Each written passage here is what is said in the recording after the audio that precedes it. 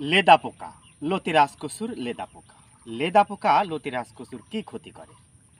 লেদা পোকার উপদ্রব। প্রিয় দর্শক, যে যেখানে আছেন আশা করি ভালো আছেন, সুস্থ আছেন। আপনাদের সুস্থতায় আমি মোহাম্মদ আসাদ আলী লতি রাজকসুর লেদা পোকা দমনের কার্যকরী ওষুধ নিয়ে হাজির হয়েছি। তো যাই হোক, লেদা পোকাটা আসলে কিভাবে উৎপন্ন হয়?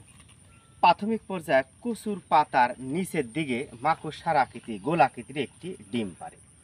এই ডিমগুলো পর্যায়ক্রমে পরিস্ফুটিত হয়ে উপরে চলে আসে লার্ভাগুলো। এই লার্ভাগুলো পর্যায়ক্রমে গাছের পাতায় দেখেন খাওয়া শুরু করে। পর্যায়ক্রমে গাছের পাতা খেয়ে যখন লেদা পোকা লাগে তার 2 থেকে 3 দিনের মধ্যে একটি গাছ মৃত্যুতে পরিণত হয়।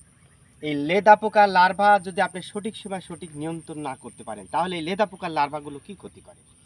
পর্যায়ক্রমে আসুন আমরা দেখাই। এই পর্যায়ক্রমে লতির মাথাগুলো খেয়ে ফেলে, এই লতি কুরে কুরে খায়। দেখতে পাচ্ছেন একটা গাছে এই লতিটা খেয়ে ফেলে এবং হঠাৎ করে লতিরাজ বাড়ি একের ফলন কিন্তু কমে যায়।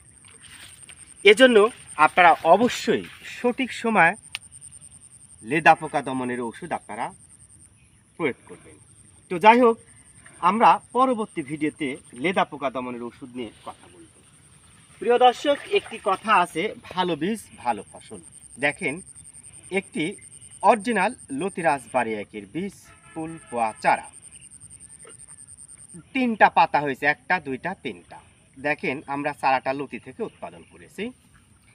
দেখেন এই যে মোটামুটি প্রায় 10 ইঞ্চির উপরে লতি হয়েছে, এই গাছটায় লতি বের হয়েছে। এইটি আদর্শ চারা বা রোপণের জন্য বিশেষভাবে উপযোগী। যাই হোক, যারা লতিরাজ বাড়ি এক চাষ করতে চান আমাদের সাথে যোগাযোগ করবেন। ভালো থাকুন, সুস্থ থাকুন।